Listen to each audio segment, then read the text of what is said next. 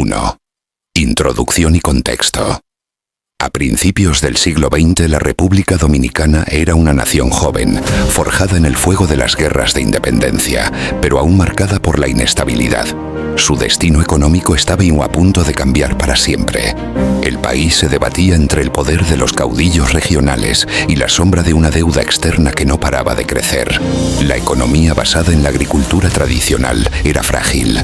Esta es la historia de cómo, en solo 30 años, la República Dominicana pasó de ser una tierra de tabaco y cacao a convertirse en un enclave azucarero. Todo bajo la creciente y decisiva influencia de su poderoso vecino del norte, los Estados Unidos. Dos economías en una pugna. Para entender este periodo, debemos mirar dos mundos económicos que chocaban. Por un lado, el corazón de la isla, el Valle del Cibao. Aquí, una clase de campesinos independientes cultivaba tabaco, café y cacao. Su producción no solo alimentaba a la nación, sino que se exportaba con orgullo a mercados europeos como Alemania y Francia, creando una economía con cierta autonomía. Pero en el sur y el este, una revolución silenciosa estaba en marcha. Impulsada por capital extranjero, principalmente norteamericano, una nueva industria se alzaba imponente: el azúcar. Los ingenios eran mundos en sí mismos, con sus propias vías de tren, sus pueblos para trabajadores, los bateyes, y una demanda insaciable de caña. La Ley de Concesiones Agrícolas de 1911 les abrió las puertas, y pronto el azúcar se convirtió en el rey indiscutible de la economía dominicana. 3. La sombra del norte. Deuda y control. Pero este crecimiento tenía un precio. La inestabilidad política crónica y las luchas entre caudillos llevaron al país a un endeudamiento insostenible.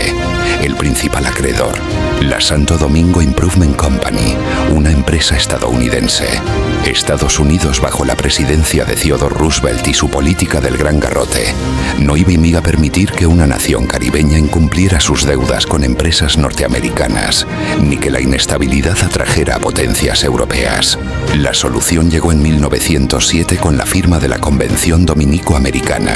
El acuerdo era simple y devastador para la soberanía dominicana. Estados Unidos tomaría el control total de las aduanas del país. A partir de ese momento, el destino económico de la República Dominicana ya no se decidiría en Santo Domingo, sino en Washington. El control de las aduanas fue el primer paso hacia una intervención mucho más directa.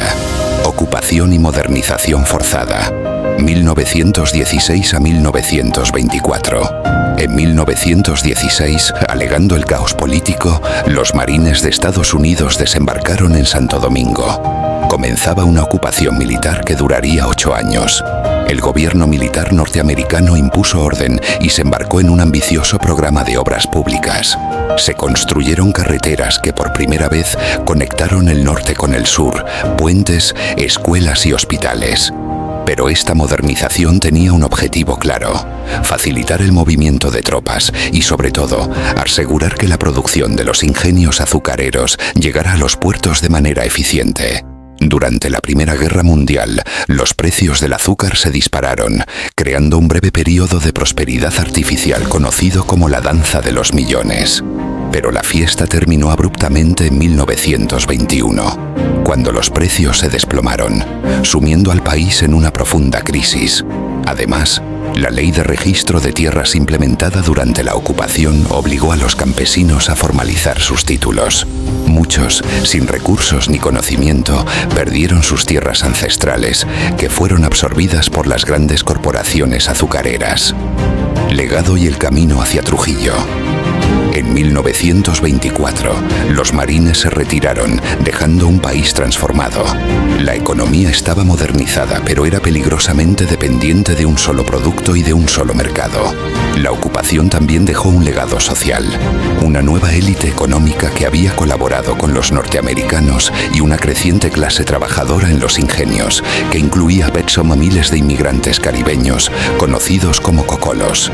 El golpe final a este frágil sistema llegó en 1929 con la Gran Depresión.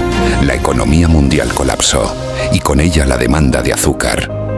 La República Dominicana se encontró en una encrucijada económica y políticamente vulnerable. Y fue en medio de esta crisis que una figura formada y ascendida dentro de la Guardia Nacional creada por los propios norteamericanos vio su oportunidad. Su nombre era Rafael Leónidas Trujillo. El periodo de 1900 a 1930 no solo definió la economía moderna de la República Dominicana, sino que también sembró las semillas de una de las dictaduras más largas y brutales de América Latina. Una historia forjada con azúcar, dólares y el poder de los caudillos. La economía dominicana en la era de Trujillo, 1930-1961. La llegada de Rafael Leónidas Trujillo al poder en 1930 coincidió con los efectos devastadores de la Gran Depresión. Sin embargo, en las 3 décadas siguientes, Trujillo implementó un modelo económico que, si bien logró ciertos indicadores de crecimiento y modernización, se basó en la creación de un monopolio personal y familiar que se apropió de la riqueza nacional. Características principales de la economía de Trujillo. 1. Creación de un monopolio personal y familiar. El Estado-empresa. El rasgo más distintivo de la economía trujillista fue la fusión total entre los intereses del Estado y los intereses privados de Trujillo y su familia. Él no gobernaba el país para enriquecerse. Convirtió al país en su empresa personal. Apropiación de industrias clave. Trujillo utilizó su poder para forzar la venta de empresas o simplemente para expropiarlas. Creó monopolios en sectores vitales como la sal, el arroz, la carne, el tabaco, el calzado y los seguros. Si querías vender o producir algo en el país, a menudo tenías que asociarte con él o venderle tu empresa a un precio irrisorio. Empresas insignia. Fundó o se apoderó de las empresas más grandes del país, como la Compañía Anónima Tabacalera, el Ingenio Río Jaina, uno de los más grandes del mundo en su momento, la Fábrica Dominicana de Cemento y la Línea Aérea Compañía Dominicana de Aviación. Control de la banca. En 1947 fundó el Banco Central de la República Dominicana y creó el peso dominicano como moneda nacional, poniendo fin a la circulación del dólar estadounidense. Esto le dio un control absoluto sobre la política monetaria y financiera del país. 2. Saneamiento de la deuda externa y nacionalismo económico. Uno de los logros más promocionados por la dictadura fue el pago total de la deuda externa en 1947. El pago de la deuda. Trujillo aprovechó el aumento de los ingresos durante la Segunda Guerra Mundial para saldar la deuda que había justificado la intervención estadounidense. Este acto fue presentado como la restauración de la independencia financiera del país. Fin de la Convención Dominico-Americana. Con el pago de la deuda, se eliminó el control de Estados Unidos sobre las aduanas dominicanas, un hito que Trujillo utilizó para consolidar su imagen de padre de la patria nueva. Tercera, fomento de la industrialización por sustitución de importaciones. ISEI. Trujillo promovió la creación de industrias locales para producir bienes que antes se importaban. El objetivo era doble: fortalecer la economía nacional y su control sobre ella, y reducir la dependencia del exterior. Sin embargo, la mayoría de estas nuevas industrias terminaron siendo de su propiedad. Cuarta, modernización de la infraestructura. Al igual que la ocupación norteamericana, el régimen de Trujillo se caracterizó por un vasto programa de obras públicas. Se construyeron carreteras, puentes, puertos, hospitales y edificios gubernamentales. Esta modernización facilitó el comercio y la centralización del poder, pero también sirvió como un poderoso instrumento de propaganda, con obras que llevaban su nombre o el de su familia. 5. Explotación y control de la fuerza laboral. El crecimiento económico se logró a costa de una brutal explotación de los trabajadores. Los sindicatos fueron prohibidos o controlados por el régimen, los salarios se mantuvieron bajos y cualquier intento de huelga o protesta era reprimido violentamente. ¿Cómo fue Trujillo como administrador? Evaluar a Trujillo como administrador es complejo, ya que sus acciones tuvieron resultados contradictorios. Fue sin duda un administrador eficaz y meticuloso, pero con fines perversos y egoístas. Aspectos positivos, desde una perspectiva puramente técnica y de gestión. Centralización y orden. Impuso un orden férreo en un país que venía de décadas de caos y luchas entre caudillos. Centralizó la administración pública.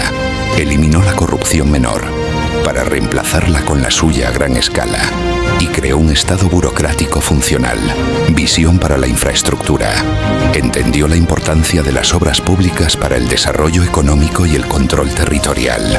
El país experimentó una modernización material innegable durante su mandato. Saneamiento fiscal. Fue extremadamente disciplinado con las finanzas públicas, lo que le permitió, junto con un contexto internacional favorable, pagar la deuda externa y mantener una moneda estable durante gran parte de su régimen. Microgestión. Se involucraba personalmente en todos los aspectos de la administración del Estado, desde la firma de decretos hasta la supervisión de proyectos de construcción. Su control era absoluto y detallado. Aspectos negativos, desde una perspectiva ética, social y de desarrollo real. Corrupción institucionalizada. Su administración no fue para el bien del país, sino para el enriquecimiento de su clan. Creó un sistema cleptocrático donde la riqueza nacional era sistemáticamente transferida a Sorikunwin a sus cuentas personales. Destrucción de la iniciativa privada. Aniquiló la libre competencia. Cualquier empresario exitoso se convertía en una amenaza y era forzado a asociarse con él o a quebrar. Esto ahogó la innovación y el surgimiento de una clase empresarial independiente. Creación de una economía frágil. Aunque diversificó la producción, la economía seguía siendo extremadamente dependiente del azúcar y sobre todo del propio Trujillo. Cuando murió en 1961, el sistema económico que giraba enteramente en torno a su figura colapsó. Sus empresas, mal gestionadas por sus herederos y luego por el Estado, se volvieron ineficientes. Costo humano y social. Su orden se basó en el terror, la tortura y el asesinato. Su eficiencia económica se logró mediante la explotación brutal de la población. El desarrollo material tuvo un costo humano incalculable. En resumen, Trujillo fue un administrador extraordinariamente hábil y disciplinado, pero utilizó esas habilidades para construir una gigantesca maquinaria de extracción de riqueza para su propio beneficio. Modernizó el país materialmente, pero lo dejó en ruinas moral, social e institucionalmente, creando una estructura económica artificial que se desmoronó tras su muerte. Si te ha gustado este video, dale like y comparte.